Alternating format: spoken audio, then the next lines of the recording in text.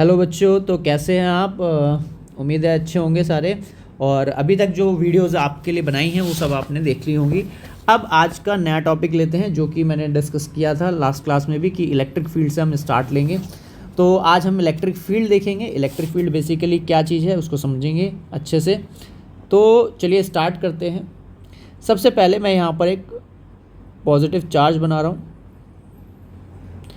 और इस चार्ज को जैसे ही मैंने यहाँ पे लाके रखा, सपोज़ ये मेरा चार्ज है और इसको मैंने यहाँ लाके रख दिया, ठीक है। तो जैसे ही मैं यहाँ लाके रखूँगा तो होगा क्या कि इसके सराउंडिंग में ना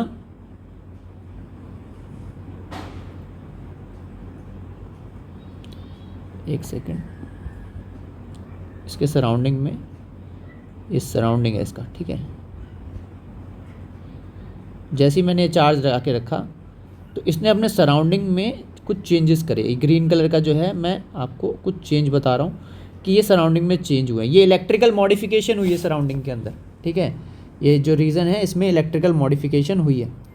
अब यहाँ पर अगर मैं कोई दूसरा जो है पॉजिटिव चार्ज जो है मैं लेके आऊँ अगर, ठीक है, तो यहाँ पे अगर मैं कोई दूसरा पॉजिटिव टेस्ट चार्ज लेके आऊँ। टेस्ट चार्ज क्यों बोलते हैं? बिकॉज हमें टेस्ट करना होता है कि यहाँ पर इलेक्ट्रिक फील्ड है कि नहीं है, और इसका जो मैग्नीट्यूड होता है वो आप 1 कूलम लेते हैं, प्लस 1 कूलम, ठीक है। तो ये आप मैग्नीट्यूड लेते हैं। अब मान लीजिए मैंने ये टेस्ट चार्ज लिया और इस टेस्ट चार्ज को उठा के इस रीजन में ले आया। जैसे ही मैं इस रीजन में लाऊंगा तो होगा क्या कि ये एक फोर्स एक्सपीरियंस करेगा ऐसे, ठीक है। इस तरीके से एक फोर्स को एक्सपीरियंस करेगा। तो ये एक रिपल्सिव फोर्स को एक्सपीरियंस करेगा। तो वो क्या चीज़ है? वो फोर्स जो हमने कूलम लॉ से हमने जो समझा था, ठीक है, कि ये जो फोर्स एक्सपीरियंस करेगा कितना करेगा। तो अगर मान लीजिए ये वाला जो चार्ज है इसको हम बोल दें कैपिटल Q और इस वाले चार्ज को Q0, तो ये Q0 जो है इस वाले के चलते इस लाइन ऑफ एक्शन पे रिपल्सिव फोर्स को एक्सपीरियंस करेगा। ये अभी तक आप समझ चुके हो, ठीक है, ये अभी तक आपको पता है। अब बात करते हैं कि इलेक्ट्रिक फील्ड बेसिकली क्या है। तो किसी Q चार्ज के सराउंडिंग में, ठीक है, किसी Q चार्ज के सराउंडिंग में अगर आप किसी टेस्ट चार्ज को लेके आए and it will experience some force,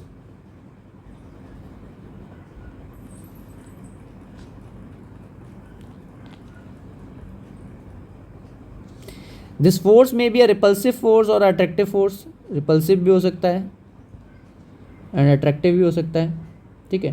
this force में बी अट्रैक्टिव और repulsive force but it will experience some kind of force. तो जब भी आप किसी दूसरे चार्ज को लेकर के आए इलेक्ट्रिक फील्ड में तो उसने कुछ फोर्स एक्सपीरियंस किया। क्यों किया? बिकॉज जैसे ही आप लेके आओगे ना उसको सराउंडिंग में, तो ये जो इलेक्ट्रिकल मॉडिफिकेशन हुई है, ये जो ग्रीन कलर की है, ये इलेक्ट्रिकल मॉडिफिकेशन होनी शुरू हो जाएगी इस चार्ज के सराउंडिंग में, और जिसके चलते ये चार्ज जो है फोर्स को एक्सपीरियंस करेगा। तो आई होप आपको इलेक्ट्रिक फील्ड समझ में आया होगा कि इलेक्ट्रिक फील्ड बेसिकली है क्या। तो इलेक्ट्रिक फील्ड किसी भी चार्ज के सराउंडिंग में होती है। देखिए एक बात ध्यान रखिए कि फोर्स जब आप कैलकुलेट करते हैं ना, तो फोर्स आप दो चार्जेस के बीच में कैलकुलेट करते हैं, और इलेक्ट्रिक फील्ड आप किसी एक पर्टिकुलर चार्ज की बताते हैं। जैसे इस चार्ज की इलेक्ट्रिक फील्ड, ये ग्रीन वाला रीजन है। अब बात करते हैं कि इलेक्ट्रिक फील्ड है कितनी। तो देखो ये जो फोर्स है F = KQ/R² Q0, ये फोर्स इस चार्ज पे लग रहा है। बात समझ रहे हैं? ये वाला फोर्स जो कूलम फोर्स है इस चार्ज पे लग रहा है। किसकी वजह से? बिकॉज ऑफ दिस फैक्टर, इस फैक्टर की वजह से लग रहा है। और मैंने अभी आपको बताया कि यहाँ पर जो फोर्स एक्सपीरियंस हो रहा है because of this green region, and this green region is called electric field. It means कि इलेक्ट्रिक फील्ड = KQ/R²। बात क्लियर हो गई? अगर इसी को मैं वेक्टर की फॉर्म में रिप्रेजेंट करूंगा तो वेक्टर में मैं ऐसे लिखूंगा KQ/R3, R का डिस्प्लेसमेंट वेक्टर, जैसा हमने वेक्टर फॉर्म में स्टडी किया ही ऑलरेडी, ठीक है। तो ये हमारा जो है फॉर्मूला तैयार हो गया। किसके लिए? तो इलेक्ट्रिक फील्ड के लिए। ये दोनों फॉर्मूले जो हैं आपके, ये इलेक्ट्रिक फील्ड के फॉर्मूले आपके तैयार हो गए, ठीक है। आई होप आपको ये बात समझ में आई होगी कि इलेक्ट्रिक फील्ड बेसिकली है क्या। अब बात करते हैं कि इलेक्ट्रिक फील्ड कैलकुलेट कैसे की जाएगी, ठीक है। तो इलेक्ट्रिक फील्ड को कैसे कैलकुलेट किया जाएगा वो भी देख लेते हैं। तो न्यूमेरिकल से समझते हैं इसको, ठीक है, कैसे कैलकुलेट करनी है electric field. Q is equals to, हम सबसे पहले एक पॉजिटिव चार्ज के चलते इलेक्ट्रिक फील्ड कैलकुलेट कर रहे हैं, ठीक है। तो मान लीजिए यहाँ पे एक पॉजिटिव चार्ज रखा है, मैंने बोला आपसे कि 10 सेंटीमीटर दूर इसकी इलेक्ट्रिक फील्ड कितनी होगी, ठीक है, या 9 सेंटीमीटर दूर इसकी इलेक्ट्रिक फील्ड कितनी होगी। 9 सेंटीमीटर ले लेते हैं, कैलकुलेशन थोड़ा सा ईजी हो जाएगा। 9 सेंटीमीटर दूर इसकी इलेक्ट्रिक फील्ड कितनी होगी, ठीक है। तो यहाँ पे आप इलेक्ट्रिक फील्ड फाइंड आउट करना चाहते हैं। देखिए यहाँ पे कोई चार्ज नहीं है, यहाँ पर कोई भी चार्ज नहीं रखा हुआ है, तो इलेक्ट्रिक फील्ड इस चार्ज की आप निकालोगे और इस चार्ज की वैल्यू ले लेते हैं 1 माइक्रोकूलम ले लेते हैं कि 1 माइक्रोकूलम का 9 सेंटीमीटर दूर कितना इलेक्ट्रिक फील्ड बनेगा। तो कैसे कैलकुलेट होगा, तो इलेक्ट्रिक फील्ड का फॉर्मूला क्या है, E is equals to KQ by R square. K का वैल्यू कितना है 9 इंटू 10 की पावर 9, Q कितना है 1 माइक्रोकूलम, तो 1 इंटू 10 की पावर -6, और डिस्टेंस कितना है 9 सेंटीमीटर, तो 9 सेंटीमीटर का 9 इंटू 10 की पावर -2 का होल स्क्वायर। -2 क्यों कर रहे हैं, बिकॉज ये सेंटीमीटर में, तो मीटर में करना पड़ेगा हमें इसको, तो ऐसे लिखेंगे, ठीक है। तो ये कितना हो गया 9 इंटू 10 की पावर -9 और ये प्लस का 3, ठीक, यहाँ तक। और ये जो है आपका बचा, तो ये 81 इंटू में 10 की पावर -4, इसको कैंसिल कर दीजिए, ये 9 ही रह जाएगा, तो 1/9 इंटू 10 की पावर 7। तो इस तरीके का कुछ आपका आंसर ऑब्टेन आपको हो जाएगा, ठीक है। यूनिट क्या रहेगी, तो यूनिट रहेगी न्यूटन पर कूलम, बिकॉज अगर आप इसको देखें, यहाँ पर देखिए F equal to electric field into में Q नॉट है, तो इलेक्ट्रिक field is equals to force upon में चार्ज हो गया। फोर्स की यूनिट है न्यूटन और चार्ज की है कूलम, तो इलेक्ट्रिक फील्ड की यूनिट हो गई न्यूटन पर कूलम, ठीक है। बात समझ में आई। तो इस तरीके से आप इलेक्ट्रिक फील्ड कैलकुलेट कर सकते हैं। चलिए अब बात करते हैं कुछ चार्जेस की कि उनकी इलेक्ट्रिक फील्ड कैसे रिप्रेजेंट की जाती है। मान लीजिए एक मेरे पास स्फेरिकल चार्ज है, यहाँ पे मैं फील्ड लाइंस की रिप्रेजेंटेशन दिखा रहा हूँ। मैं आपको पहले बता दूँ कि हम यहाँ पे बेसिकली कर क्या रहे हैं, तो आप यहाँ पे रिप्रेजेंटेशन ऑफ इलेक्ट्रिक फील्ड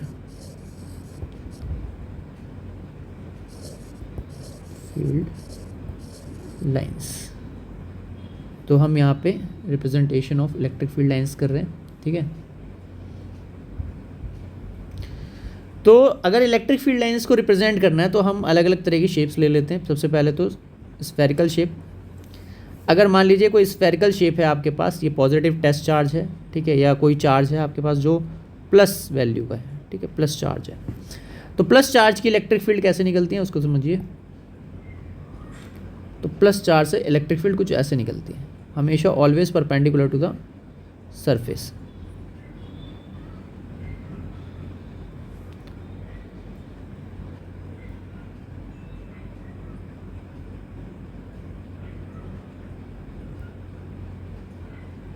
कुछ इस तरीके से आप रिप्रेजेंट करेंगे। तो ये हुई पॉजिटिव चार्ज से निकलने वाली इलेक्ट्रिक फील्ड, ठीक है। बिल्कुल वैसे ही निकलती है जैसे सूरज में से किरणें निकलती हैं, बिल्कुल वैसे ही निकलेंगी। इसको हम बोलते हैं रेडियली आउटवर्ड, रेडियली आउटवर्ड। किसका है, spherical charge, spherical positive charge का फील्ड लाइंस आपने ड्रॉ किया है। अब हम दूसरा जो है लेंगे, that is spherical negative charge, ठीक है, स्फेरिकल नेगेटिव चार्ज अब हम लेने वाले हैं। ये कैसे बनाएंगे, तो इसके लिए आपको सबसे पहले मैंने ये ले लिया एक स्फेरिकल नेगेटिव चार्ज, अंदर नेगेटिव चार्ज है। अब इसमें जब आप फील्ड की रिप्रेजेंटेशन करेंगे तो कुछ इस तरीके से करेंगे, जैसे ब्लैक होल में सब कुछ समा जाता है ना। देखो पॉजिटिव चार्ज बिल्कुल वैसे फील्ड निकालता है जैसे सूरज में से किरणें निकलती हैं, इसलिए वो रेडियली आउटवर्ड हैं और स्फेरिकल इन शेप है। ठीक है, तो इस मतलब कि सारी डायरेक्शन में निकलेगी, आमने सामने दाएं बाएं सब जगह। ठीक है, ऐसे ही जैसे ब्लैक होल में सब कुछ समा जाता है, ऐसे ही नेगेटिव चार्ज में सारी फील्ड लाइंस मर्ज हो जाती हैं। ठीक है, तो नेगेटिव चार्ज में सारी फील्ड लाइंस जो है वो मर्ज हो जाएंगी। आप ऐसे बनाओगे,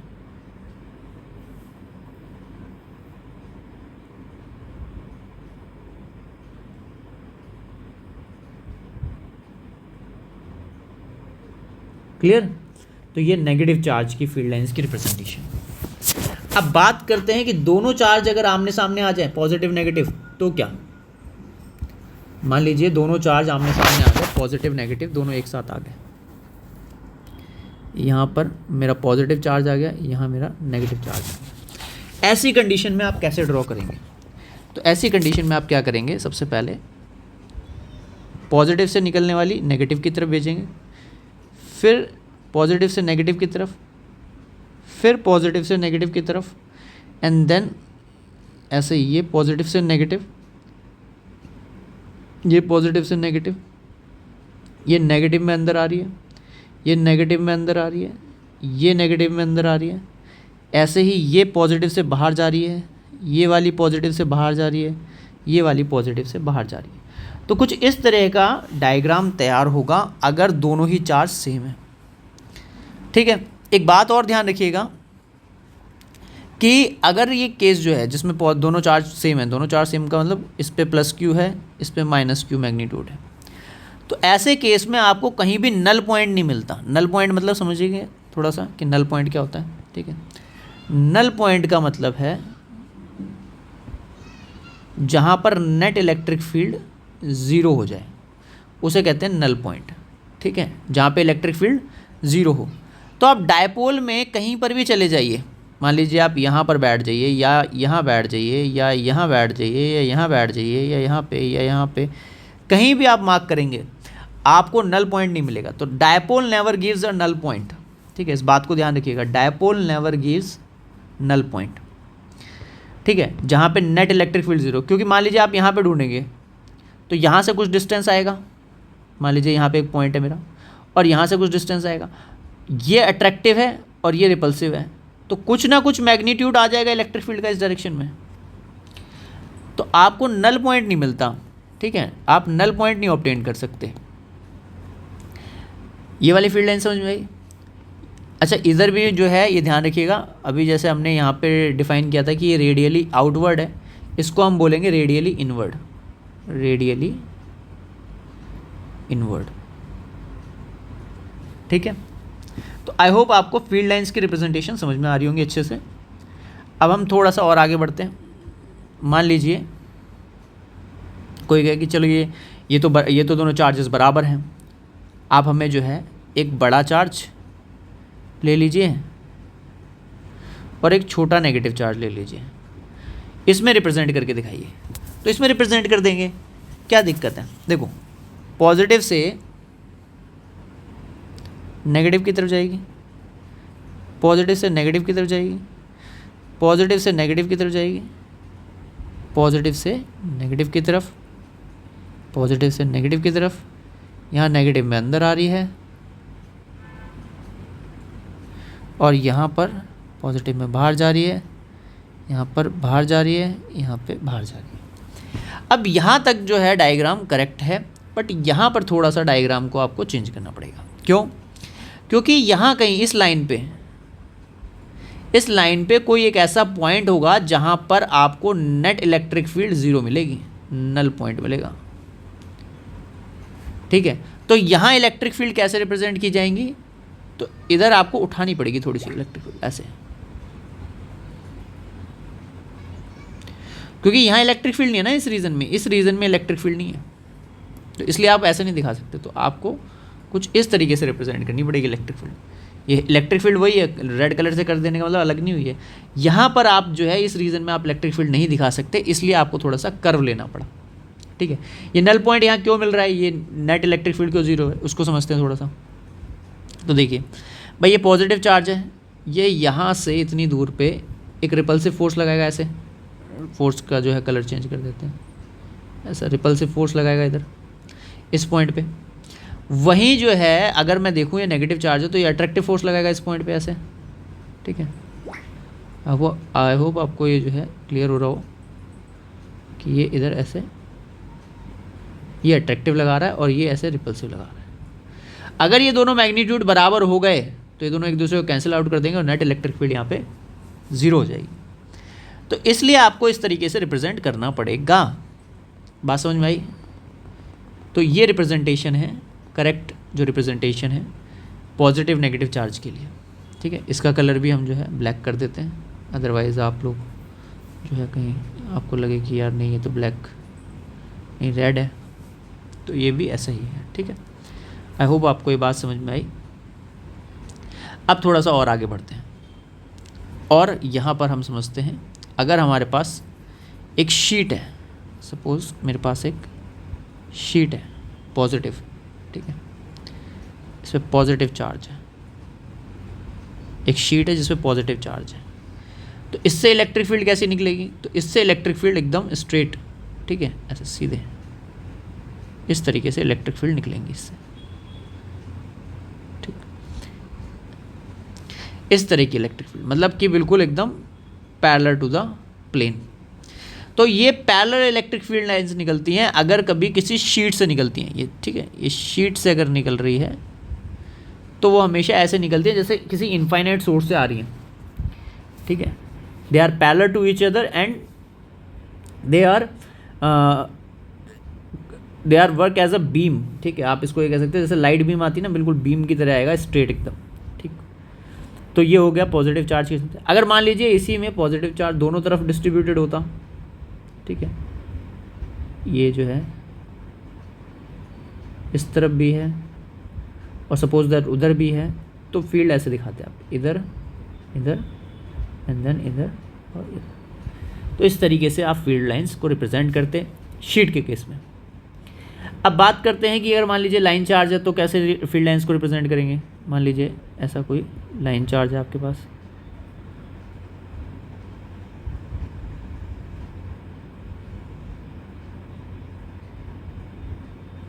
थोड़ा सा ये जो है इधर नहीं बन पाएगा, आई थिंक नेक्स्ट पेज पे चलना चाहिए हमें, शायद वहाँ पे हम बना दें, नहीं ले पा रहा है, चलिए कोई बात नहीं। तो जैसी फिगर मैं चाह रहा था वैसे ही नहीं बना पा रहा, कोई नहीं मैं बना देता हूँ। ये लीजिए मैंने बना दी। अब जो है इस पे मान लीजिए पूरे पे पॉजिटिव चार्ज है, ये पूरे पे पॉजिटिव चार्ज आ गया। अब आपको इस पे फील्ड लाइंस रिप्रेजेंट करनी है, तो इस पे फील्ड लाइंस कैसे निकलेंगी? ऐसे बाहर की तरफ। ये प्लेन ये जो है एक दूसरे के पैरेलल नहीं होंगी, जैसे वो थी ना शीट वाली। इसको अगर आप टॉप व्यू से देखोगे ना तो पता है कैसे दिखेंगी? टॉप व्यू से ऐसी दिखेंगी, इस तरीके से, ठीक है, रेडियली आउटवर्ड दिखेंगी। ये सिलेंड्रिकल इन शेप होंगी, ठीक है, और रेडियली आउटवर्ड। तो अगर आप सिलेंडर यूज़ कर रहे हैं, सिलेंड्रिकल चार्ज है आपका, ठीक है, सिलेंड्रिकल चार्ज है, तो आपको फील्ड लाइंस जो होंगी वो रेडियली आउटवर्ड मिलेंगी। क्लियर? चलिए, तो ये कुछ जो है शेप्स मैंने बनाए। और अगर मान लीजिए ऐसा आ जाए कि मान लीजिए 2 शीट्स हैं ऐसे रखी हुई हैं, सपोज दैट 2 शीट्स आपने आमने सामने ऐसे रख दी हैं, ठीक है, एक पे पॉजिटिव चार्ज है, एक पे नेगेटिव चार्ज है। तो आपकी इलेक्ट्रिक फील्ड लाइंस की जो रिप्रेजेंटेशन होगी उस समय वो कुछ इस तरीके से होगी कि यहाँ से निकल के इधर ऐसे जाएंगी। कई बार इलेक्ट्रिक फील्ड लाइंस थोड़ी सी अगर प्लेट थिक है तो ऐसे करके भी जाती है, ठीक है, क्योंकि ये ऊपर को जाना चाह रही थी। एक्चुअल में ये वाली फील्ड लाइंस ऐसे जाना चाह रही थी, बट क्योंकि ये नेगेटिव की तरफ अट्रैक्ट हो जाएगी तो ये ऐसे बैंड हो जाएंगी ऐसे, ठीक है। तो ये कुछ इस तरीके का स्ट्रक्चर बनता है और इसको हम बोलते हैं फ्रिंजिंग इफेक्ट। ये जो फील्ड लाइंस कुछ बाहर आई है ना, इसी को आप क्या बोलते हो? फ्रिंजिंग इफेक्ट बोलते हो।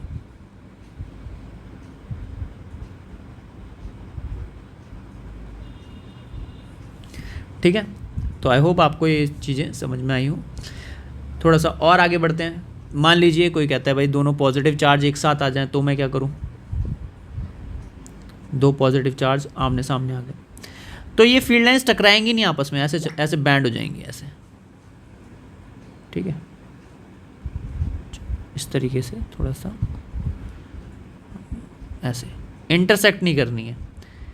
कभी भी फील्ड लाइंस एक दूसरे को इंटरसेक्ट करके नहीं निकलेंगी, इस बात का ध्यान रखिएगा, ठीक है।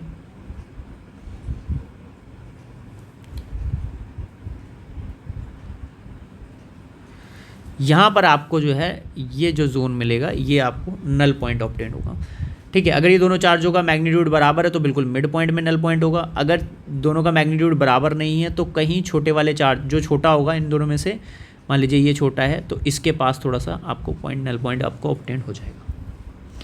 क्लियर, बात समझ में आई? मान लीजिए 3 चार्जेस हों, 3 पॉजिटिव चार्ज रखें, पूछा हुआ था एक बार क्वेश्चन ये, ठीक है, कि 3 पॉजिटिव चार्ज आ गए, तो 3 पॉजिटिव चार्ज पे कैसे बनाएंगे? तो इससे निकलने वाली इधर रिपेल करेगी, इससे निकलने वाली इधर, इससे ऐसे, इससे ऐसे, इससे ऐसे, इससे ऐसे। तो इस तरह की कुछ इलेक्ट्रिक फील्ड लाइंस आपको देखने को मिलेंगी, ठीक है, इस तरह की इलेक्ट्रिक फील्ड लाइंस। थोड़ी सी गंदी फिगर बनी है बट ठीक है, जैसा भी है, ठीक है। आपको क्वेश्चन मिलेगा तो आप देख पाएंगे उसमें, और अपने कॉमन सेंस का इस्तेमाल करना है, ठीक है। तो ये हमने समझा कुछ इलेक्ट्रिक फील्ड लाइंस के बारे में, ठीक है। आप चाहें तो जो है इसको यहाँ पे पॉज करके बना भी सकते हैं, और इस वाले को भी आप पॉज करके जो है बना सकते हैं। चलिए थोड़ा सा और आगे बढ़ते हैं और नई चीज़ों को समझते हैं कुछ, फिर उसके बाद कुछ न्यूमेरिकल लेंगे, या फिर एक काम करते हैं, पहले एक न्यूमेरिकल छोटा सा ले लेते हैं, ठीक है। एक न्यूमेरिकल लेते हैं छोटा सा। सपोज़ कि आपके पास एक ट्रायंगल है, ठीक है, और इस ट्रायंगल पे आपने इन दो कोनों पे, एक पे Q और एक पे -Q चार्ज रखा है, और ये एंगल 60 डिग्री है, ये भी 60 डिग्री है और ये भी 60 डिग्री है। ये A है, ये A है, ये A है। अब आपको इलेक्ट्रिक फील्ड फाइंड आउट करनी है इस P पॉइंट पे। तो देखिए ये वाला चार्ज जो है इसको यहाँ रिपेल करेगा, तो इलेक्ट्रिक फील्ड की डायरेक्शन ये है, नेगेटिव की तरफ इलेक्ट्रिक फील्ड अट्रैक्ट होगी तो ये डायरेक्शन है। और ये जो एंगल बनेगा, अगर ये 60 डिग्री है तो ये 120 डिग्री बचेगा। मैग्नीट्यूड की बात करूँ तो ये अगर E है, क्योंकि E का वैल्यू कितना होगा, KQ/A², तो ये भी तो सेम मैग्नीट्यूड में होगा, मैग्नीट्यूड तो सेम होगा, डायरेक्शन ही तो अलग है, तो ये भी E होगा। आपको वेक्टर की प्रॉपर्टी सिखा रखी है मैंने कि अगर ये E है, ये E है, तो इसका रिजल्ट कितना आएगा, E ही आएगा, क्योंकि एंगल कितना है 120 डिग्री। तो इसलिए इसका आंसर कितना हो जाएगा, E = KQ/A²। तो देखा आपने कितने आसानी से हमने निकाल लिया, कोई मुश्किल नहीं है न्यूमेरिकल्स को सॉल्व करने में, कोई भी ऐसी डिफ़िकल्टी नहीं है। पता नहीं आप लोगों को जो है क्या हो जाता है वहाँ एग्ज़ाम में कि आप अच्छे से जो है इस चीज़ों को समझ नहीं पाते हैं, ठीक है, और बच्चे मार्क्स नहीं फैच कर पाते हैं। बहुत इजी क्वेश्चंस आते हैं, बहुत इजी टॉपिक है। अभी आप देखेंगे मैं आपको JEE मेंस के भी अभी लेटेस्ट क्वेश्चन जो हैं वो भी कराऊंगा, ठीक है, उसमें भी आप देखेंगे कोई बहुत ज़्यादा डिफ़िकल्टी है नहीं, ठीक है। चलिए तो अब हम थोड़ा सा और आगे बढ़ते हैं और एक क्वेश्चन लेते हैं। क्वेश्चन है हमारा कि एक चार्ज है Q, एक चार्ज है -2Q, ठीक है, दो चार्जेस हैं हमारे पास। सपोज दैट कि आपके पास दो चार्ज हैं और आपसे पूछा गया है कि ऐसे रखे हुए हैं दोनों चार्ज, और कहा गया है कि ये दोनों एक दूसरे से d डिस्टेंस की दूरी पे हैं। आप हमें बस इतना बता दीजिए कि नल पॉइंट कहाँ मिलेगा, मतलब नेट इलेक्ट्रिक फील्ड कहाँ मिलेगी। तो हम क्या करेंगे, जो छोटा वाला चार्ज है, कौन सा वाला चार्ज छोटा है, Q चार्ज छोटा है, तो Q चार्ज से यहाँ से, ठीक है, Q चार्ज से यहाँ तक की दूरी x लेट कर लेंगे और वैल्यू को फाइंड आउट कर लेंगे। कैसे, अब मान लीजिए कि यहाँ पर इस पॉइंट पे ये वाला जो चार्ज है ये इसको रिपेल करेगा इधर, कितनी वैल्यू से, तो लिख लेते हैं E1 = KQ/x² से, है ना। और ये वाला जो चार्ज है, ये वाला, ये इसको अट्रैक्ट करेगा कितनी वैल्यू से, E2/K2Q डिस्टेंस कितना है इस पॉइंट से, इस पॉइंट से डिस्टेंस कितना है, तो x + d डिस्टेंस है, तो x + d का होल स्क्वायर। तो एक बात समझिए, यहाँ पे net electric field 0, null point पे नेट इलेक्ट्रिक फील्ड क्या होती है, 0। इसका मतलब ये दोनों जो हैं आपस में इक्वल होने चाहिए। हमारा को इस हम इस जो है इक्वेशन से डायरेक्ट ये कह सकते हैं कि भाई ये दोनों इक्वल होने चाहिए, मतलब KQ/x³ is x² is must be equal to 2KQ/x + d का होल स्क्वायर। अब आप में से कुछ मानवाओं को लगेगा कि यार माइनस साइन क्यों नहीं डाला जब माइनस साइन था, तो भाई आप पहले वाली वीडियो देखा करो, ठीक है, और उसको ना अच्छे से देखो, एक बार तसल्ली से देखो, तो आपको पता चलेगा कि माइनस साइन क्यों नहीं डाला। ये मैग्नीट्यूड फॉर्म है। जब आपने यहाँ पर वेक्टर साइन ले ही लिया इस डायरेक्शन में, तो फिर आप यहाँ पे बार बार थोड़ी ना उस चीज़ को 2 बार लोगे।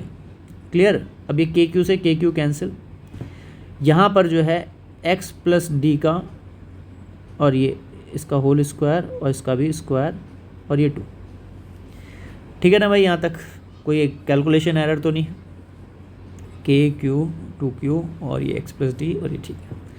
तो यहाँ से हम इसका ये होल स्क्वायर उधर भेज देते हैं, तो ये √2 हो जाएगा, और यहाँ से अगर मैं कैलकुलेट करूँ इसको, तो ये बन जाएगा x + d √2x and x equal to √2 - 1d। So x is equals to d/√2 - 1। Simply आपने ये इक्वेशन सॉल्व कर ली, आपको नल पॉइंट जो है वो ऑब्टेन होगा कि भाई नल पॉइंट कहाँ पर होगा।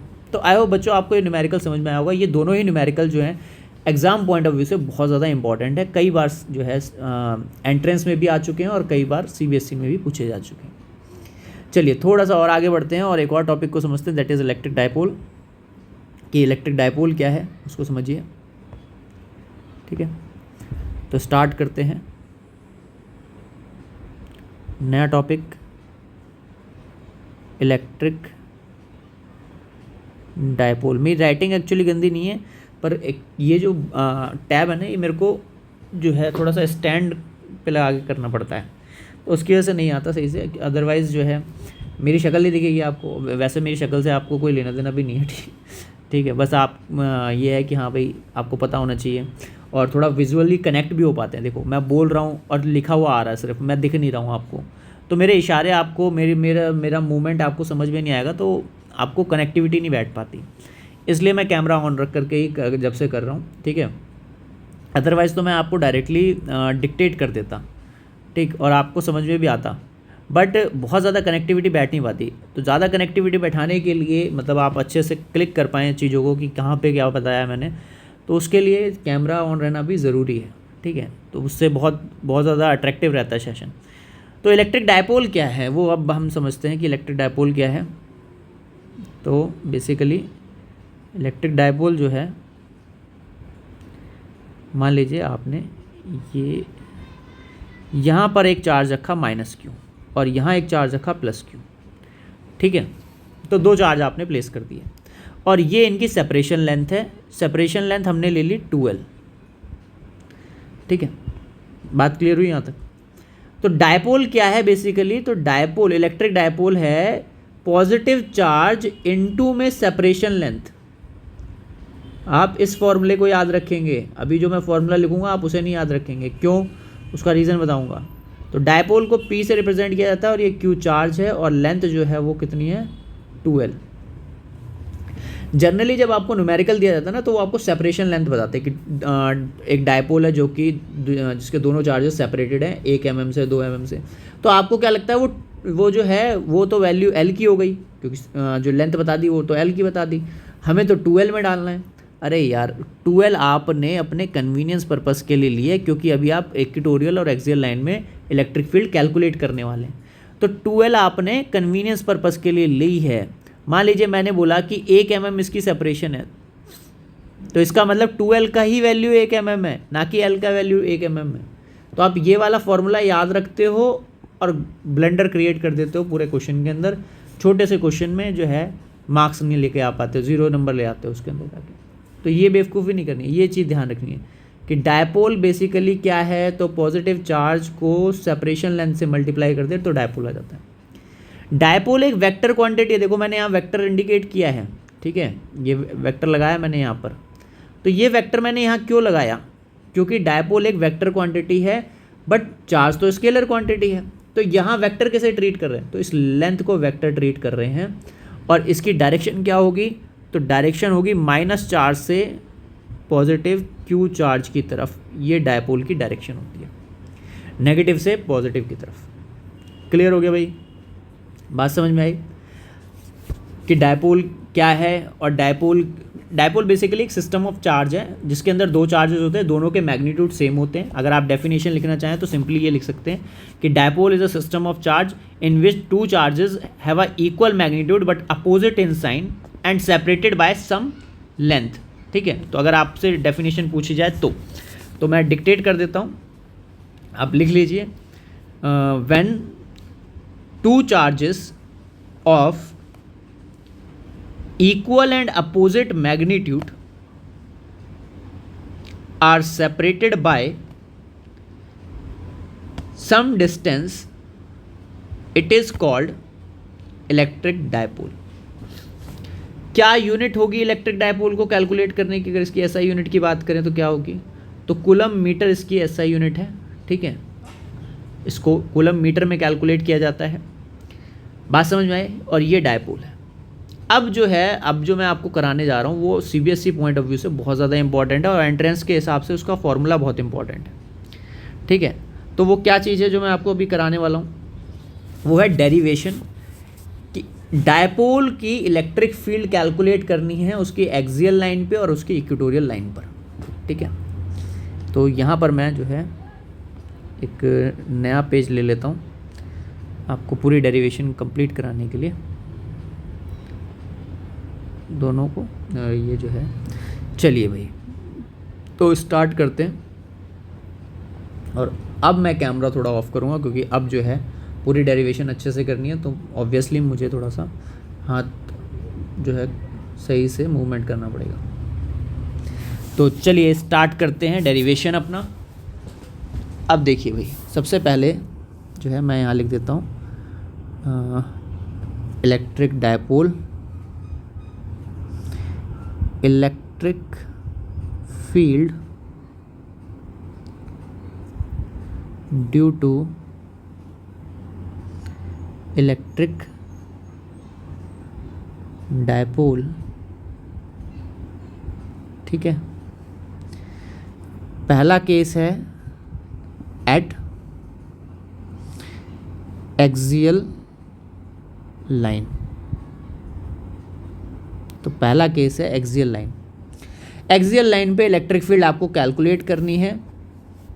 ठीक है, तो मैं सबसे पहले यहाँ पर बना देता हूँ आपके लिए एक डायपोल। ये एक डायपोल के लिए मैंने एक लाइन ड्रॉ कर ली। यहाँ एक चार्ज रख देते हैं माइनस क्यू, यहाँ एक चार्ज रख देते हैं प्लस क्यू। इसकी जो टोटल लेंथ है उसको भी डिफाइन कर देते हैं।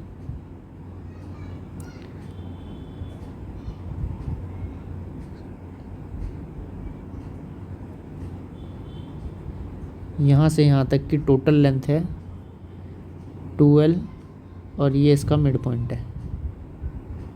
ठीक है, और यहाँ से लेकर के जो दूरी है हम x डिस्टेंस की दूरी पे,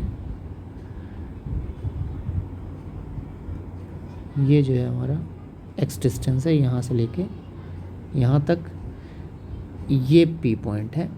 यही एक्सियल लाइन है। एक्सियल लाइन क्यों बोल रहे हैं, क्योंकि डायपोल का ये एक्सिस है, ये है एक्सिस ऑफ डायपोल।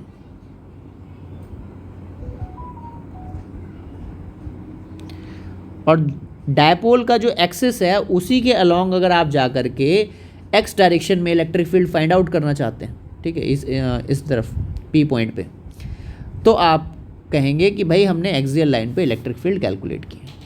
ठीक है, तो अब बात करते हैं कि कैसे कैलकुलेट करेंगे। देखिए, अगर मैं यहाँ देखूँ कि ये जो नेगेटिव चार्ज है ये इसको अपनी तरफ अट्रैक्ट करेगा E1 इलेक्ट्रिक फील्ड से, और ये जो पॉजिटिव चार्ज है ये इसको रिपेल करेगा E2 इलेक्ट्रिक फील्ड से। डायपोल के केस में नल पॉइंट नहीं मिलता, आप इलेक्ट्रिक फील्ड फाइंड आउट करेंगे। तो नेट इलेक्ट्रिक फील्ड कितनी होगी तो वो देख लेते हैं।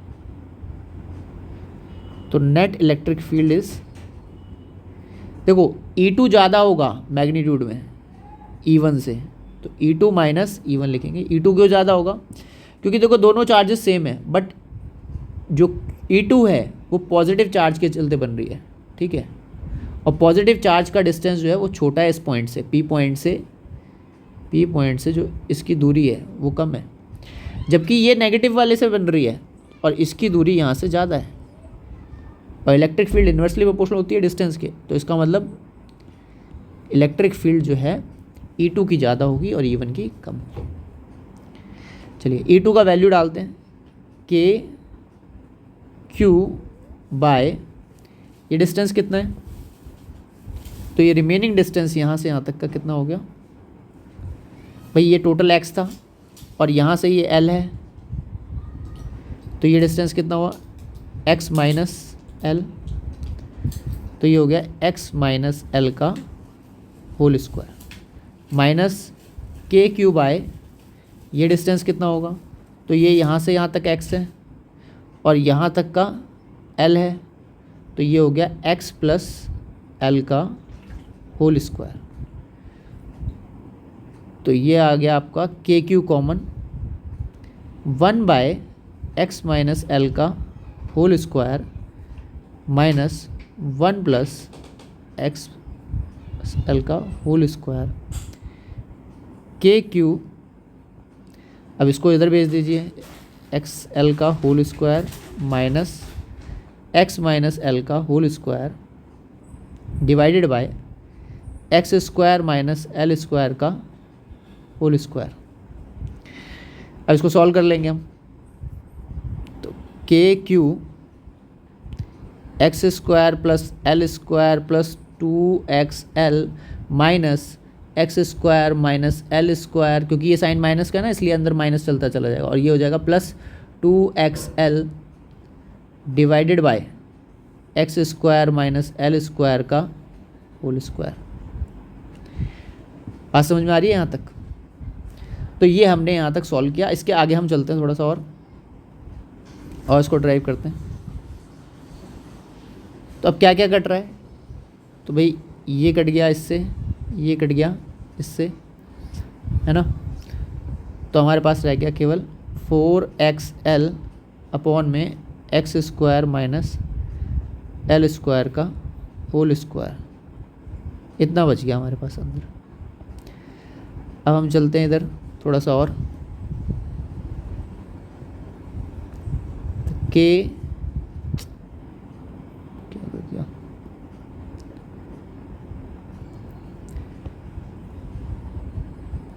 के, अब मैं इसको क्या लिख सकता हूँ यहाँ से, देखिए डायपोल क्या था, P इंटू में Q इंटू 2L, क्योंकि हमारी लेंथ ऑफ सेपरेशन 2L थी। तो अगर मैं इसको ऐसे लिखूँ कि 2 को कॉमन ले लूँ, KQ 2L x, ऊपर वाले को सेपरेट कर दिया मैंने, और ये एक्स स्क्वायर माइनस में एल स्क्वायर का होल स्क्वायर। तो इसको मैं ऐसे लिख सकता हूँ 2 इस पूरे को P और ये x अपॉन में एक्स स्क्वायर माइनस में एल स्क्वायर का होल स्क्वायर। बात समझ में आई आपको यहाँ तक? तो ये हो गई हमारी इलेक्ट्रिक फील्ड, ठीक है, कहाँ पे, एक्सियल पॉइंट में, electric field at axial point, ठीक है। ये हमारा रिजल्ट आ गया। अब जो हमने ये रिजल्ट ऑब्टेन किया है इसको हम थोड़ा सा और शॉर्ट करेंगे, ठीक है। वो कैसे करेंगे, देखो लिखेंगे if x is very very greater than l या 2l सेपरेशन लेंथ, तो उस केस में आप नीचे से डिनोमिनेटर से l को नेग्लेक्ट कर सकते हो, ठीक है, मैथमेटिकली। तो अगर मैंने उसे नेगलेक्ट कर दिया तो ये एक्स स्क्वायर बच गया और उसकी पावर 4 बच गई। यहाँ से एक पावर कम हो जाएगी, ठीक है, ये कैंसिल करोगे तो, और नीचे क्या रह जाएगा, क्यूब रह जाएगा, क्योंकि एक्स की पावर 4 है, ऊपर से एक्स की पावर 1 कट गई तो बच गया 3। तो एक रिज़ल्ट ये भी है, और ये बहुत इंपॉर्टेंट रिज़ल्ट है, इसका बहुत बार यूज़ किया जाता है, ठीक है। तो ये बहुत इंपॉर्टेंट रिज़ल्ट है आपके लिए, ये वाला रिज़ल्ट। अब बात करते हैं कि इलेक्ट्रिक फील्ड का डायरेक्शन क्या है। तो देखो E2 बड़ा है ना, E2 बड़ा था और E1 छोटा था, E2 बड़ा था और E1 छोटा था, तो इसका मतलब नेट इलेक्ट्रिक फील्ड किस डायरेक्शन में होगी, तो नेट इलेक्ट्रिक फील्ड इस डायरेक्शन में होगी। और ये जो डायरेक्शन है और डायपोल की जो डायरेक्शन है वो सेम है। इसका मतलब इलेक्ट्रिक फील्ड डायपोल के केस में अगर एक्सियल लाइन पे देखेंगे तो उसी डायरेक्शन में आएगी जिस डायरेक्शन में डायपोल है। बात समझ में आ रही है? बहुत इंपॉर्टेंट फैक्टर है ये। अभी आपको लग रहा होगा कि ठीक है सुन लिया, अच्छी बात लग रही है, ये बहुत इंपॉर्टेंट चीज़ें हैं। अगर आप किसी न्यूमेरिकल को बहुत आसानी से टैकल करना चाहते हैं ना, तो आपको ये सारी बारीकियां पकड़ में आनी चाहिए। तो एक्सियल लाइन पे जो इलेक्ट्रिक फील्ड है उसका डायरेक्शन जो है वो जो है electric field at axial line is parallel to the dipole vector, ठीक है। तो इस बात को ध्यान रखेंगे, रिजल्ट को जब आपको क्वेश्चन कराऊंगा तो आपको टॉपिक समझ में आएगा कि हाँ यार ये क्यों इंपॉर्टेंट क्यों था ये, ठीक है। चलिए आगे बढ़ते हैं थोड़ा सा और देखते हैं नेक्स्ट जो है हमारा, ये तो हमारा एक्सियल लाइन तो कंप्लीट हो गया। अब हम देख रहे हैं इक्वेटोरियल लाइन पे, ठीक है। तो हम यहाँ पर ले लेते हैं और सेकंड केस अपना इक्वेटोरियल लाइन। और इक्वेटोरियल लाइन से पहले मैं आपको एक बार जो है ये पूरा एक पेज में कर देता हूँ ताकि आप इसका स्क्रीनशॉट ले सकें और आसान अपना ये डेरिवेशन कंप्लीट कर सकें। तो इसका स्क्रीनशॉट ले लीजिए और इसका डेरिवेशन अगर आपने सही से नहीं लिखा हो तो लिख लीजिएगा, ठीक है। चलिए आगे बढ़ते हैं। अब बात करते हैं इक्वेटोरियल लाइन पे इलेक्ट्रिक फील्ड की। तो ये हमारा जो है हमने एक डायपोल बनाया, यहाँ पर चार्ज प्लेस कर देते हैं, -q + q, सेपरेशन लेंथ ले लेते हैं इसकी, सेपरेशन लेंथ 2l। अब यहाँ से हम इक्वेटोरियल लाइन एक जो है, कहाँ चला गया ये इक्वेटोरियल लाइन ले लेते हैं, ठीक है। मिड पॉइंट से एक लाइन ले ली हमने यहाँ पर, ये ठीक है। मिड पॉइंट से अगर आप परपेंडिकुलर लाइन जो ड्रॉ करेंगे इसको हम बोलते हैं इक्वेटोरियल लाइन। और यहाँ पर हम P पॉइंट पे मैग्नेटिक फील्ड को फाइंड आउट करने वाले हैं, इलेक्ट्रिक फील्ड को फाइंड आउट करने वाले हैं कि इलेक्ट्रिक फील्ड कितनी है। ये डिस्टेंस कितना है, तो ये डिस्टेंस भी हम क्या लेट करेंगे, x लेट कर लेते हैं ये डिस्टेंस, ठीक है। तो यहाँ से ये x जो है डिस्टेंस की दूरी है, ठीक है। तो ये x डिस्टेंस यहाँ से यहाँ तक। आई होप आपको क्लियर हुआ हो, ठीक, कि ये x डिस्टेंस है। और ये कितना डिस्टेंस है यहाँ से यहाँ तक, तो ये डिस्टेंस l है, ठीक है। वो x है और ये l है। साफ लिख देते हैं थोड़ा सा, l यहाँ से यहाँ तक का डिस्टेंस और यहाँ से यहाँ तक का डिस्टेंस x है। तो अगर मुझे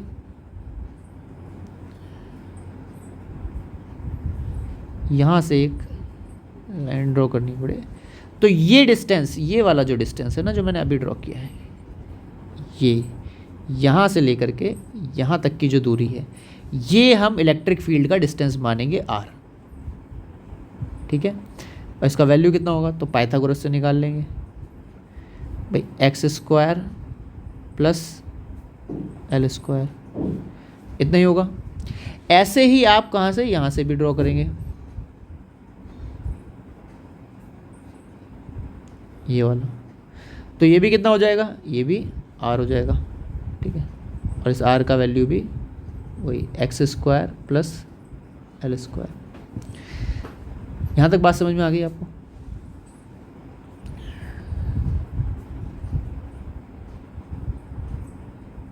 अभी क्लियर हो रहा है?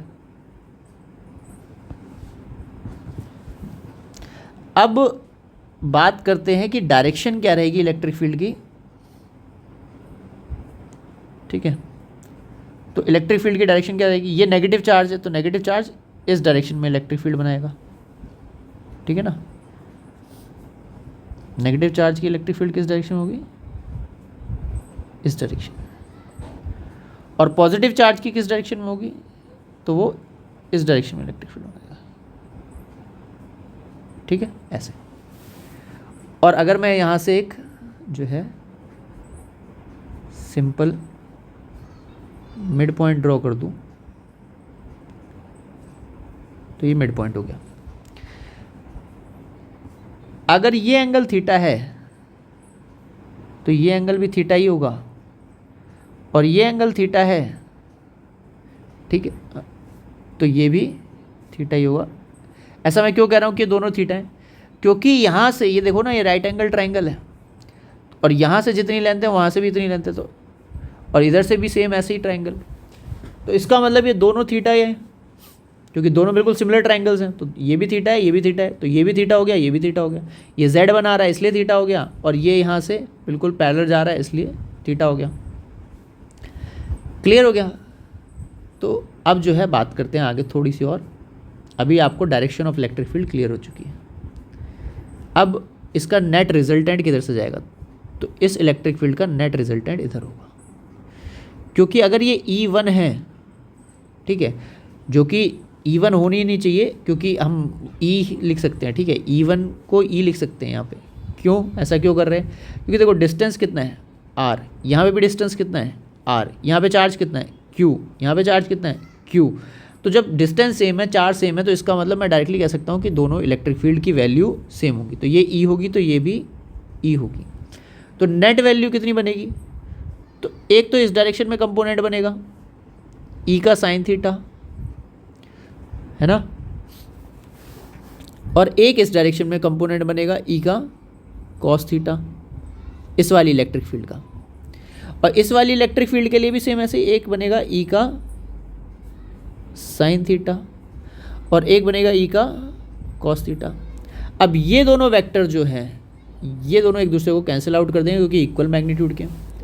इन दोनों वेक्टर्स का जो मैग्नीट्यूड है दैट इज E नेट, वो है 2E कॉस थीटा, क्योंकि दो हमारे पास E कॉस थीटा, एक ही रहा, तो इसका वैल्यू हो गया 2E कॉस थीटा। अब हम शुरू करते हैं अपना डेरिवेशन। तो 2E का वैल्यू कितना है? KQ/R स्क्वायर, है ना, यही है KQ/R स्क्वायर किसी भी एक साइड से। कॉस थीटा का वैल्यू कितना है? तो ये हो गया हमारा परपेंडिकुलर, ये हो गया हमारा बेस, और ये हो गई हमारी हाइपोटेन्यूज। बात समझ में आ रही है? तो कॉस थीटा कितना होता है? बेस अपॉन में हाइपोटेन्यूज, तो ये हो गया। तो इसको मैं कह सकता हूँ KQ2L/R³, और इसको मैं लिख सकता हूँ KP/R³। R³ का वैल्यू कितना होगा? तो √x² प्लस में L² का whole cube, which is equal to KP/x² plus में L² की power 3/2। So this is the value of electric field in equatorial line. ठीक है भाई, समझ में आ गया? तो ये इलेक्ट्रिक फील्ड का मैग्नीट्यूड है जो कि इक्वेटोरियल लाइन पे है। अब बात करते हैं थोड़ा सा और आगे, ठीक है, इक्वेटोरियल लाइन पे। If x is very very greater than 2L, ठीक है, तो क्या?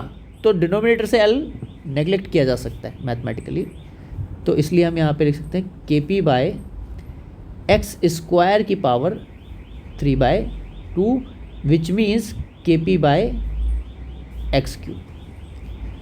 क्लियर हो गया? तो ये इक्वेटोरियल जो है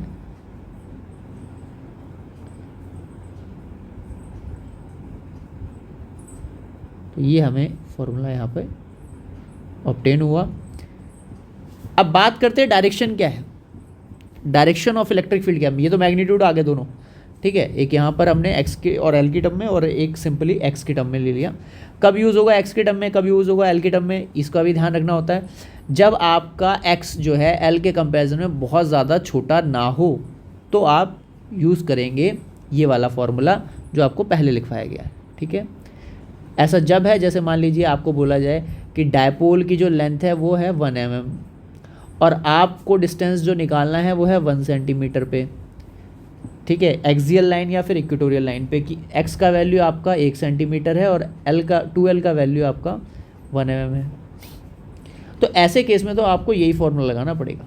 बट आपसे ऐसा बोल दिया जाए कि x इक्वल टू 10 सेंटीमीटर और 2l is equals to separation length is equals to 1 mm, तो आप यूज़ कर सकते हो, तो आप इस फॉर्मूले से जा सकते हो, ठीक है, आसानी से।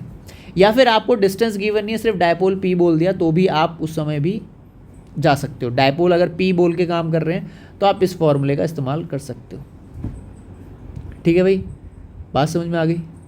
चलिए तो थोड़ा सा और आगे बढ़ते हैं। अगर आपको सब कुछ समझ में आ रहा है तो फिर कोई दिक्कत ही नहीं है, बड़े आसानी से सारे टॉपिक कवर हो जाएंगे। चलिए थोड़ा सा और आगे बढ़ते हैं और देखते हैं कि डायरेक्शन किधर है, डायरेक्शन की बात करते हैं। डायरेक्शन किधर है, तो देखो इसकी इलेक्ट्रिक फील्ड की डायरेक्शन किधर है, इधर, ये डायरेक्शन है, दिख रही है भाई, रेड कलर से कर देता हूँ, ये डायरेक्शन है। और डायपोल की डायरेक्शन किधर है, तो डायपोल की ये डायरेक्शन है, तो इसका मतलब दोनों की डायरेक्शन अपोजिट है। तो इलेक्ट्रिक फील्ड और जो आपका डायपोल है वो दोनों एक दूसरे से एंटी पैरेलल हैं, ठीक है, एंटी पैरेलल वेक्टर से। ये बहुत इंपॉर्टेंट चीज़ है। तो आई होप आपको ये दोनों डेरिवेशंस बहुत अच्छे समझ में आए होंगे। इस वाले डेरिवेशन का भी आप स्क्रीनशॉट ले सकते हैं। इसके बाद हम कुछ क्वेश्चन करेंगे और फिर जो है टॉपिक को ओवर करेंगे। तो आज की क्लास के लिए ये लास्ट डेरिवेशन था। अब जो आप टॉपिक पढ़ेंगे वो अभी जो है क्वेश्चंस हम पहले लेंगे। इसके बाद नेक्स्ट क्लास में जब आप टॉपिक पढ़ेंगे तो वो आपको हम थोड़े से नए टॉपिक से आपको रूबरू कराएंगे, ठीक है, जिसमें आप गॉस लॉ समझेंगे, डायपोल समझेंगे, ठीक है, सॉरी गॉस लॉ समझेंगे और उसके अलावा उसकी एप्लीकेशन को समझेंगे, फ्लक्स समझेंगे क्या होता है, ये सारी चीज़ें आप जो है उस टॉपिक के अंदर समझने वाले हैं। इसके अलावा लाइन चार्ज डिस्ट्रीब्यूशन क्या है, सरफेस चार्ज डिस्ट्रीब्यूशन क्या है, वॉल्यूम चार्ज डिस्ट्रीब्यूशन क्या है, ये सब चीज़ें भी आप उस टॉपिक में समझने वाले हैं। तो वो भी बहुत इंपॉर्टेंट टॉपिक है और सबसे ज़्यादा अगर क्वेश्चन बनते हैं तो गॉस लॉ से ही बनते हैं। इलेक्ट्रिक फील्ड एंड चार्ज में जो सबसे ज़्यादा टॉपिक में क्वेश्चन आते हैं वो मैंने देखा है सबसे ज़्यादा गॉस लॉ से ही आते हैं, भर भर के आते हैं, ठीक है, उसी की एप्लीकेशन आ रही है। गॉस लॉ की एप्लीकेशन से क्वेश्चन पूछ रहे हैं, गॉस लॉ से क्वेश्चन पूछ रहे हैं, फ्लक्स डायरेक्टली कैलकुलेट कर, तो बहुत सारे क्वेश्चंस आते हैं, ठीक है, और बहुत इजी क्वेश्चंस होते हैं, आसानी से टैकल हो सकते हैं। तो इसलिए जो है ये चीज़ें आपको समझनी ज़रूरी है। चलिए तो अब हम स्टार्ट करते हैं कुछ क्वेश्चंस अपने, ठीक। तो पहले कुछ जनरल क्वेश्चंस ले लेते हैं जो आपको देखने को मिलते हैं, फिर उसके बाद हम और क्वेश्चन लेंगे। तो सबसे पहला क्वेश्चन ये है, मान लीजिए कि ये एक स्क्वायर शीट है, ठीक है, और इस पे आपने एक डायपोल रख दिया, ये आपने एक, अरे यार ये गलत वाला ले लिया, टेक्नोलॉजी है भैया, धीरे धीरे ही आती है। चलिए ये आपने ऐसे एक इधर रख दिया, एक इधर रख दिया, और ये डायपोल का मिड पॉइंट कंसीडर करना है कि जहाँ पे ये जो लाइन टच कर रही है ना, ये डायपोल का मिड पॉइंट है। ये जो लाइन यहाँ पर टच कर रही है ना, ये वाले पॉइंट पे, ये इसका मिड पॉइंट है। ऐसे ही जब यहाँ पे रखा है तो ये इसका मिड पॉइंट है, ठीक है, ऐसा कंसीडर करके चलना है, अदरवाइज़ आप चीज़ों को कैलकुलेट नहीं कर पाएंगे। चलिए स्क्वायर शीट है, लेंथ ए है, ये डायपोल भी पी है और ये डायपोल भी पी है। आपको बताना है यहाँ पर नेट इलेक्ट्रिक फील्ड कितनी है, ये बताना है। तो देखो कैसे निकालते हैं इसको। सबसे पहले आप क्या करोगे कि भाई यहाँ पर जो डायपोल है ये जो है इसके लिए एक्सियल लाइन है, इस वाले डायपोल के लिए ये लाइन एक्सियल है ना। तो एक्सियल लाइन में क्या होता है कि इलेक्ट्रिक फील्ड तो along the direction of dipole होती है, मतलब कि इसी डायरेक्शन में होगी इलेक्ट्रिक फील्ड, कितनी वैल्यू की, तो E is equals to axial line में कितना रिजल्ट था 2kp/x³। और जब मैं इसकी बात करूंगा तो इसके लिए कौन डायपोल की डायरेक्शन क्या है, ये परपेंडिकुलर डायरेक्शन है, मतलब कि इक्वेटोरियल लाइन, और इसमें डायपोल, इसमें इलेक्ट्रिक फील्ड का डायरेक्शन अपोजिट होता था इस डायरेक्शन में, कितनी वैल्यू का, तो एक्सियल लाइन पे होता है kp/x³। ये दोनों वेक्टर एक दूसरे के अपोजिट हैं, इसका मतलब नेट वैल्यू कितनी आएगी, नेट अगर मैं कैलकुलेट करूं तो E2 माइनस E1 कर लेते हैं, ठीक है, इसको दे देते हैं 2 और इसको दे देते हैं 1, तो 2kp/x³ माइनस में kp/x³, तो ये आंसर रह गया kp/x³, ठीक है। और नेट डायरेक्शन किधर होगी, तो इस डायरेक्शन में जो है वो फ्लो करके जाएगा, मतलब इस डायरेक्शन में, यहाँ पे नहीं, ऊपर रहेगा वो बहुत सारे यहाँ पे ये डायरेक्शन, ठीक है, तो ये नेट डायरेक्शन फ्लो की है। आई होप आपको ये क्वेश्चन समझ में आया होगा। चलिए इससे मिलता जुलता एक और क्वेश्चन ले लेते हैं, ठीक है, अगर आप स्क्रीनशॉट लेना चाहें तो अभी इसका स्क्रीनशॉट ले सकते हैं इस क्वेश्चन का। चलिए आगे बढ़ते हैं और बात करते हैं, एक और क्वेश्चन देख लेते हैं ऐसा ही मिलता जुलता। मान लीजिए एक डायपोल है और एक डायपोल ये है, ठीक है, और इस पॉइंट पे आपको इलेक्ट्रिक फील्ड कैलकुलेट करनी है, ठीक है। इसका वैल्यू भी दे देते हैं P, इसका वैल्यू दे देते हैं P, ये दे देते हैं साइड A। तो इस वाले के लिए ये इक्वेटोरियल लाइन है और यहाँ पे इस डायरेक्शन में ये इलेक्ट्रिक फील्ड बनाएगा जिसका वैल्यू होगा kp/a³। इसके लिए भी ये इक्वेटोरियल लाइन है और यहाँ पर ये इलेक्ट्रिक फील्ड बनाएगा इस डायरेक्शन में, ये वाला, ठीक है, और इसका भी मैग्नीट्यूड होगा kp/a³। अब मेरे पास दो वेक्टर हो गए, एक ऐसा एक ऐसा, और दोनों का वैल्यू सेम है E और E, तो इनका रिजल्टेंट किधर से जाएगा, इसके सेंटर से ऐसे 45 डिग्री पे, और वैल्यू कितनी होगी √2E। तो √2E का मतलब कितना हो गया 2kp/a³। क्लियर हो गया भाई। चलिए तो आपने इस चीज़ को समझा। चलिए एक और चीज़ समझ लीजिए, यहाँ पे ये जेई एडवांस तक आता है ये क्वेश्चन, जेई एडवांस में भी इसके क्वेश्चन आया हुआ है, बहुत बहुत भयंकर क्वेश्चन आया था एक जेई एडवांस में इसका डायपोल का, सेम ऐसी अरेंजमेंट थी, आपको जो है लेके आऊँगा मैं वो क्वेश्चन आपके लिए। चलिए तो अभी जो है यहाँ पर हम क्या करने वाले थे, एक और क्वेश्चन जो है हम लेने वाले हैं। चलिए डायपोल से रिलेटेड तो आपने क्वेश्चन देखे, अब कुछ क्वेश्चन जो है PYQ ले लेते हैं, ठीक है। तो सबसे पहला क्वेश्चन आपके सामने आ रहा है भाई कि ये वाला क्वेश्चन है, इसमें क्या कह रहा है कि पॉइंट चार्ज है, ठीक है, और यहाँ पे स्पेसिंग नहीं है तो मैं स्पेसिंग कर लेता हूँ एक शीट पे, जो है एक नई शीट पे इनको बाकी के क्वेश्चंस को ट्रांसफ़र कर देता हूँ। ये क्वेश्चन मैं यहाँ से उठा लेता हूँ, अदरवाइज़ जो है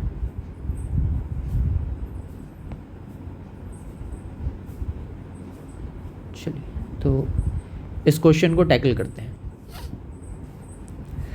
कह रहा है कि पॉइंट चार्ज है जिसका वैल्यू है Q1 4Q0 place at origin, तो मान लेते हैं ये ऑरिजिन है हमारा, ठीक है, और इसका वैल्यू 4Q0 है। Another point charge Q2 is -Q0 and place at x equal to 12 centimetre, तो ये 12 सेंटीमीटर दूर एक और चार्ज रखा है Q0 माइनस का वैल्यू है 12 centimetre. The charge Q, a charge of proton is Q0. The proton is placed on x-axis so that the electrostatic force on the proton is 0. तो हमने कहाँ रखना पड़ेगा उसे, हमने छोटे वाले चार्ज के पास रखना पड़ेगा, ठीक है, और ये ओरिजिन है आपका, तो हम इसको यहाँ रख देते हैं। तो यहाँ पर इसकी इलेक्ट्रिक फील्ड जो है लेट कर लेते हैं कि भाई ओरिजिन से ये जो टोटल डिस्टेंस है ये कितना है, इसी लाइन टेढ़ी हो गई, तो ये जो टोटल डिस्टेंस है यहाँ से ये आपका x है, ठीक है, ऐसा आपने लेट कर लिया कि भाई आपने x दूरी पे रख दिया, और यहाँ पर नेट इलेक्ट्रिक फील्ड 0 है, तो पोजीशन ऑफ x बताना है कि भाई x क्या है। चलिए तो कैलकुलेट कर देते हैं अभी 1 मिनट के अंदर, ठीक है। चलिए टाइम स्टार्ट नाउ। तो यहाँ पर नेट इलेक्ट्रिक फील्ड, ये रिपल्सिव फोर्स लगाएगा इधर, ये इसको अट्रैक्टिव फोर्स लगाएगा। E1 का वैल्यू कितना होगा, तो K4Q0 डिवाइडेड बाय ये पूरा डिस्टेंस x²। और E2 का वैल्यू कितना होगा, यहाँ पे जो लग रहा है E2, उसका वैल्यू होगा KQ0 बाय x-12 का होल स्क्वायर। इन दोनों को इक्वल रख देते हैं, KQ0 अपॉन में x-12 का whole square is equals to 4KQ0 upon में x²। ये पूरा कैंसिल हो जाएगा और इसको जो है हम इस तरफ भेज देते हैं, इसको इस तरफ, तो x² अपॉन में x-12 का whole square is equals to 4। तो x by x-12 is equals to 2। तो यहाँ से मैं कह सकता हूँ कि x is equals to 2x - 24। तो इसको इस तरफ ले आते हैं 24, इसको इस तरफ ले आते हैं x, तो x इक्वल टू 24 सेंटीमीटर। तो ये हमारा करेक्ट आंसर है जो हमें फिल इन द ब्लैंक्स में फिल करना था, जो हमने कर दिया। ठीक है, तो आई होप आपको ये क्वेश्चन जो है समझ में आया होगा। अब आप इसका स्क्रीनशॉट ले सकते हैं, आप इसको बाद में भी आराम से बैठ के देख सकते हैं। चलिए नेक्स्ट की तरफ चलते हैं।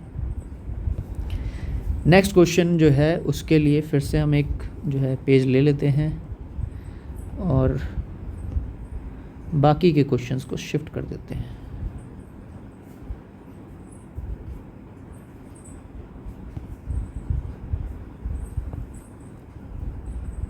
चलिए तो स्टार्ट करते हैं।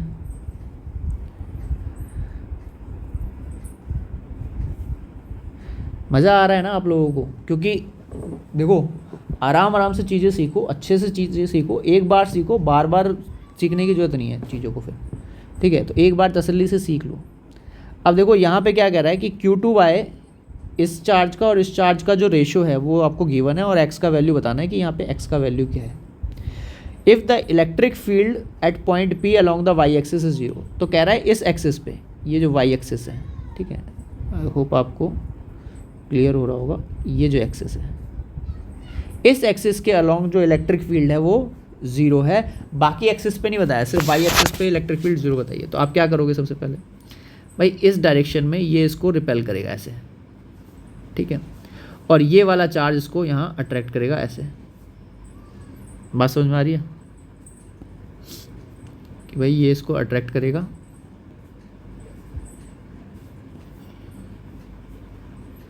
ये ऐसे अट्रैक्ट करेगा। यहाँ से मैं मान लेता हूँ कि ये एंगल जो है ये अल्फ़ा मान लेते हैं और ये वाला एंगल बीटा मान लेते हैं। ये जो इसको रिपेल कर रहा है, अगर ये बीटा है तो ये भी बीटा ही होगा, है ना। तो इसका बीटा का जो ये वाला कंपोनेंट आएगा that is E1 cos beta, ये वाई डायरेक्शन में होगा। और इस वाली इलेक्ट्रिक फील्ड का जो सेकेंड इलेक्ट्रिक फील्ड है जो अट्रैक्ट कर रही है, ठीक है, ये वाली जो अट्रैक्ट कर रही है, इसका जो इधर कंपोनेंट बनेगा that is E2 cos alpha, वो भी वाई एक्सिस पे ही आएगा। और वाई एक्सिस पे नेट इलेक्ट्रिक फील्ड 0, इसका मतलब ये वाला वैल्यू इस वाले वैल्यू के बराबर है कि नहीं। तो मैं डायरेक्टली कह सकता हूं कि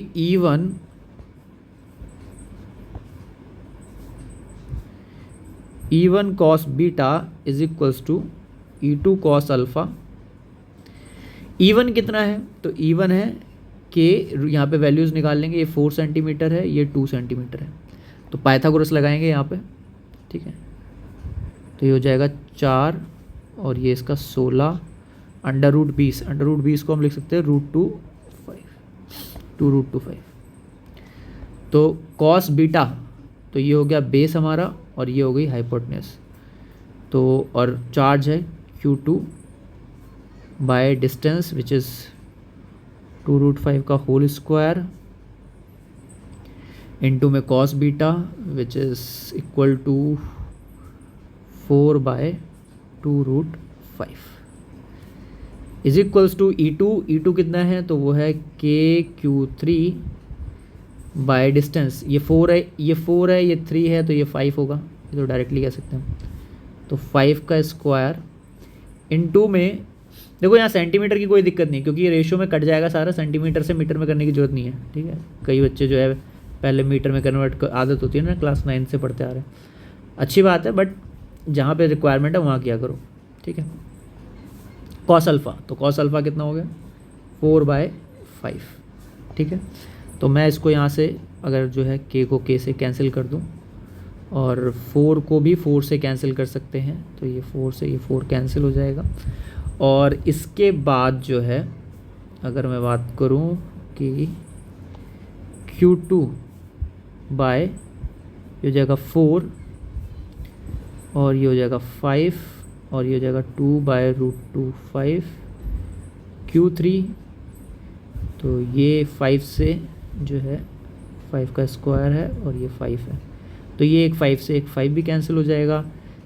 Q2/Q3 इज इक्वल्स टू 8√5/25, तो इसको मैं रैशनलाइज कर देता हूँ, तो ये √5 कट के 5 बन जाएंगे,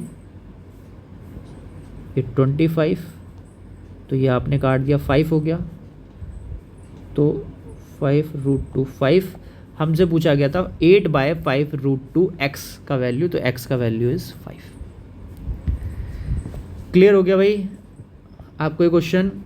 चलिए, तो अब आप यहाँ से स्क्रीनशॉट ले लीजिए, अगर आप में से किसी ने जो है सॉल्व कर नहीं पाए हैं तो स्क्रीनशॉट लेके आप इसको सॉल्व कर सकते हैं बाद में। चलिए, अब ये 2 लास्ट आज के क्वेश्चन वो और ले लेते हैं, फिर उसके बाद क्लोज़ करते हैं आज का सेशन। आई होप आपको अच्छा लग रहा होगा ये सेशन, आपको मज़ा आ रहा होगा और साथ ही साथ आप बहुत सारे कॉन्सेप्ट सीख रहे होंगे, ठीक है। अगर वीडियो इंटरेक्टिव लग रहा है तो आप प्लीज़ कमेंट किया करें और अपने क्वेश्चंस भी डाला करें। मैंने आपको बोला है वीडियो जो भी बच्चे पूरी देखते हैं भाई, वो अपने वो मेरे से बिल्कुल ऐसे इंटरेक्ट कर सकते हैं जैसे वो फ्री ऑफ कॉस्ट नहीं पढ़ रहे हैं, वो कॉस्ट दे के पढ़ रहे हैं। वो मतलब डाउट अगर उन्हें डालना है ना, अपना डाउट डालो यार, कमेंट सेक्शन में भर भर के डाउट डालो। मैं हर क्लास को स्टार्ट करने से पहले आपके डाउट एंटरटेन करूँगा। आप अगर आप जो है डाउट डालेंगे तो, नहीं डालेंगे तो फिर क्या ही पूछेगा, ठीक है। तो आप पढ़िए, क्वेश्चंस लाइए, क्वेश्चंस के डाउट लेके आइए, ठीक है। क्वेश्चन पेस्ट कर दीजिए। आप अगर गलत क्वेश्चन भी पेस्ट करेंगे, ठीक है, क्योंकि होता है कि कई बार आपने क्वेश्चन टाइप किया और आप सही से टाइप नहीं कर पाए, बहुत सारे न्यूमेरिक वैल्यू रहते हैं, तो आप मुझे क्वेश्चन के कुछ पार्ट जो है डाल के दे दीजिए, मैं गूगल सर्च करके आपका क्वेश्चन ज़रूर ले लूँगा, ठीक है। और आप अच्छे से बस तैयारी करिए, ठीक है, फोकस करिए अपने एग्ज़ाम पे, जेईई मेंस पे, और अगर आप जो है नीट के स्टूडेंट हैं तो नीट पे तैयारी, नीट पे जो है फोकस करिए, ठीक है। चलिए, तो इस क्वेश्चन को लेते हैं, last question, second last question है ये हमारा आज का। तो इस क्वेश्चन में कह रहा है कि जो इलेक्ट्रिक फील्ड है आर पॉइंट पे, ठीक है, इस पॉइंट पे जो इलेक्ट्रिक फील्ड है उसका वैल्यू है E/x और पी पॉइंट पे जो इलेक्ट्रिक फील्ड है उसका वैल्यू है E। तो x बता दो क्या है। तो भाई ये एक डायपोल है जिसका डायरेक्शन ये है और ये इसकी इलेक्ट्रिक फील्ड हो गई एक्सियल लाइन पे KP/, ये जो डिस्टेंस है r, देखो यहाँ से ना इसकी लेंथ नहीं दे रखी डायपोल की, पर ये बोला ये r की दूरी पे, तो ये बहुत दूरी पे, क्योंकि यहाँ से ऐसे मार्क नहीं करा हुआ कि ये इतना डिस्टेंस है, तो इसका मतलब ये बहुत दूर है। तो KP/r3, 2KP/r3 मैं लिख सकता हूँ यहाँ पे, तो 2KP/r3 तो बराबर है E के, और ये जो लाइन है ये लाइन इसकी इक्वेटोरियल लाइन है, तो ये बराबर हो जाएगा KP/2r3 के, क्योंकि यहाँ से डिस्टेंस कितना है 2r3 का डिस्टेंस है यहाँ से, तो ये कितना बन जाएगा KP/8r3, और इसको अगर मैं 2 से मल्टीप्लाई और 2 से डिवाइड कर दूँ तो क्या बन जाएगा 2KP/16r3, और इसका वैल्यू E के बराबर है, ये जो वैल्यू है ये यहाँ तक का वैल्यू ये E के बराबर है, तो ये हो गया E/16, तो x का वैल्यू कितना हो गया 16, दैट्स इट। तो जो उसने पूछा था कि x का वैल्यू कितना है, तो x का वैल्यू है 16, ठीक है। तो अब आप यहाँ से इसका स्क्रीनशॉट ले सकते हैं और अब हम चलते हैं नेक्स्ट क्वेश्चन की तरफ, जो आज का हमारा लास्ट क्वेश्चन है। क्वेश्चन बहुत सिंपल सा है आपके लिए। फिर से क्वेश्चन में आपसे कह रहा है, कहाँ चला गया भाई, ये रहा क्वेश्चन। क्वेश्चन में आपसे कहा गया है कि 2 चार्जेस हैं Q एंड 3Q और दोनों सेपरेटेड हैं कुछ डिस्टेंस R से, ठीक है। 2 चार्जेस, एक है Q एक है 3q and they are separated by distance r in air at distance from x from the charge q the resultant electric field is zero. Null point find out करने की बात कर रहा है कि अगर यहाँ से x डिस्टेंस की दूरी पे कहीं पर इलेक्ट्रिक फील्ड ज़ीरो है तो बता दो कितना वैल्यू है। तो सिंपल है यार, कोई दिक्कत नहीं है। इस वाले चार्ज के चलते इस पॉइंट पे इलेक्ट्रिक फील्ड कितनी बनेगी, k3q by total distance r plus x का होल स्क्वायर। और इस वाले पॉइंट से कितनी बनेगी, तो kq by x square. kq cancel कर दीजिए, कितना रेशो रह गया, तो ये रह गया r प्लस एक्स का अपॉन में x का होल स्क्वायर, और ये रह गया 3, तो ये हो गया r प्लस एक्स अपॉन में x equal to √3।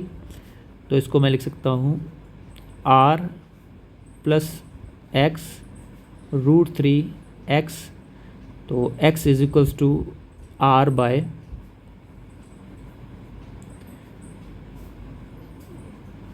√3 minus 1। That is the answer. चलिए तो मिलते हैं आपसे, आप इसका स्क्रीनशॉट ले लीजिए पहले तो, और मिलते हैं आपसे नेक्स्ट क्लास में। आई होप आपको जो है सेशन बहुत अच्छा लग रहा होगा और इन डेप्थ आप चीज़ों को सीख पा रहे होगे। ठीक है, तो मिलते हैं आपसे नेक्स्ट क्लास में। Thank you for watching this video. Please share subscribe अपने दोस्तों के साथ ज़रूर शेयर करना, क्योंकि उनकी भी हेल्प होनी चाहिए भाई। ठीक है, उनको भी तो फ्री में कंटेंट मिलना चाहिए। अच्छा चलिए, तो मिलते हैं आपसे नेक्स्ट क्लास में।